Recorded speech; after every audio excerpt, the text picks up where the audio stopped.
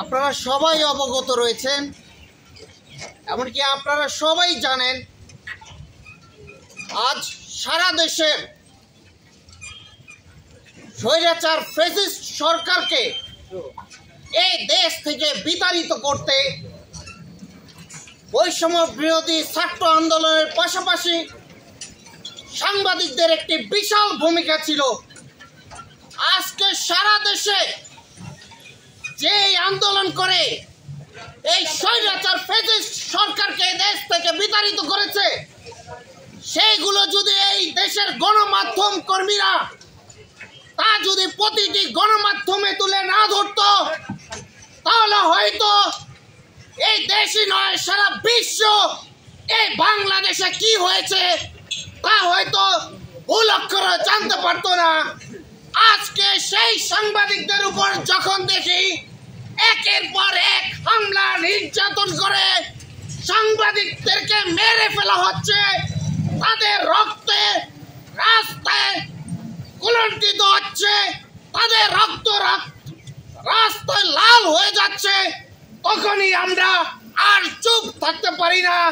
তাই আমরা সাংবাদিকরা জানিয়ে দিতে চাই, বুঝিয়ে দিতে চাই যে আমরাও একেবারেই যে শক্তি হারায় এমনও কিন্তু নয়। আমরা যদি রুখে দাঁড়াই তাহলে হয়তো সন্ত্রাসীরা এক মিনিটও এই দেশে টিকে থাকতে পারবে না। আমরা ধরতে চাই আমাদের কলম, আমরা প্রশাসনের মাধ্যমে তাদেরকে এই দেশ থেকে আমাদের লেখনের মাধ্যমে তাদেরকে এই দেশ থেকে বিতাড়িত করবো ইনশাল্লাহ। তাই আর নয়, আমরাও ঐক্যবদ্ধ হয়ে এই সন্ত্রাসীদের বিরুদ্ধে আমাদের কলমকে আরো সোচ্চার করে গড়ে তুলবো। সেই গণমাধ্যমকে উপেক্ষা করে রাষ্ট্র কখনো এগোতে পারবে না। আমাদের রাষ্ট্রকে একটি সুশৃঙ্খল রাষ্ট্র হিসেবে স্বীকৃতি দিতে হবে এবং তাদের নিরাপত্তা দিতে হবে। রাষ্ট্রের এই হচ্ছে অন্যতম দায়িত্ব। আমরা দেখেছি বিগত সরকারগুলো গণমাধ্যমের উপরে বারবার হাত দিয়ে গেছে, তারপরে দেখছি তাদের পতন হয়েছে। আমরা আশা করবো অন্তর্বর্তীকালীন সরকার আমাদের গণমাধ্যম থাকবে, গণমাধ্যম ততদিন থাকবে। আজকের এই দিনে আমরা এই প্রত্যাশা করে আমাদের সকলকে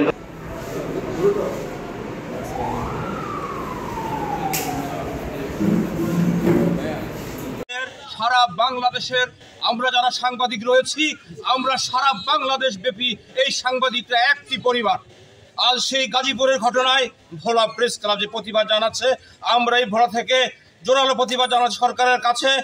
প্রত্যেক চিহ্নিত আসামিকে আটক করে আগামী 1 মাসের ভিতরে তাদেরকে শাস্তি নিশ্চিত করতে হবে। সাংবাদিকদেরকে নিয়ে এই ধরনের ঝুলান্ত কোনো যে সাগরুনির মতো বছরকে বছর তা চলবে না। আমরা সাংবাদিকদের যেই হত্যা হয়েছে তার সঠিক বিচার চাই এবং দৃষ্টান্তমূলক শাস্তি দাবি করছি এই ভোলা প্রেস ক্লাবের পক্ষ থেকে।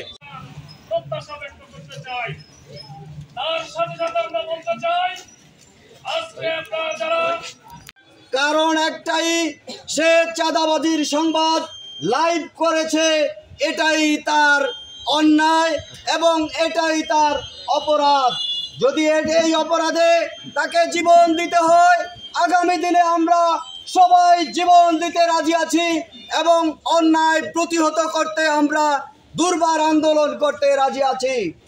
যে সরকারি আসুক না কেন, তারা আসলে সাংবাদিকদের প্রতি যেভাবে নির্যাতন, নিষ্পেষণ, হত্যাকাণ্ড সংঘটিত হচ্ছে আমরা পিছনে দেখে এসেছি।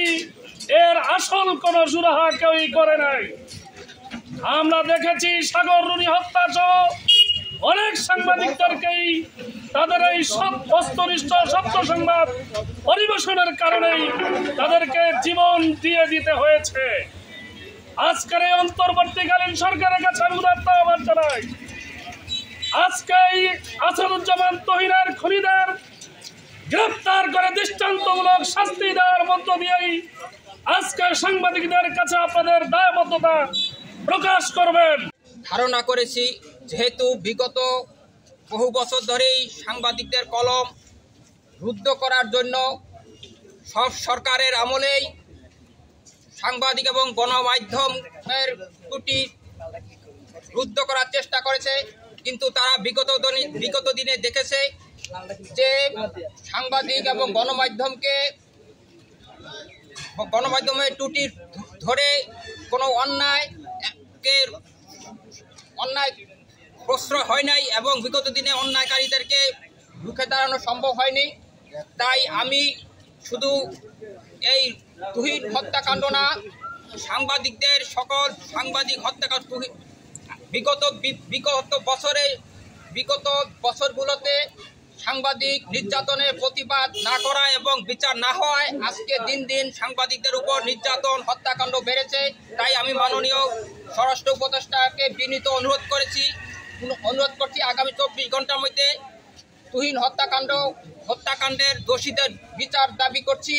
অন্যথায় পুরো বাংলাদেশের সাংবাদিক সমাজ কঠোর আন্দোলন করতে বাধ্য হবে।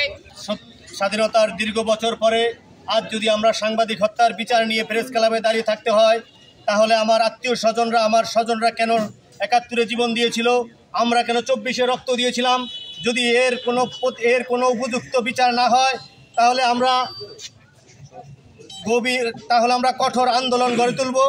সবাই সাংবাদিক, আমরা সংবাদকর্মী, আমরা যখন যার প্রয়োজন তখন তার প্রিয়জন, যে দল যখনই ক্ষমতা আসে তখনই আমাদেরকে সবাই ব্যবহার করে, যখন তাদের স্বার্থে একটু ব্যাঘাত ঘটে তখন হয়ে যাই আমরা তাদের রাজাকার নয়তো সুবিধাবাদী। কিন্তু আপনারা বাগান প্রত্যাশা ব্যক্ত করতে চাই, তার সাথে সাথে আমরা বলতে চাই আজকে আপনারা যারা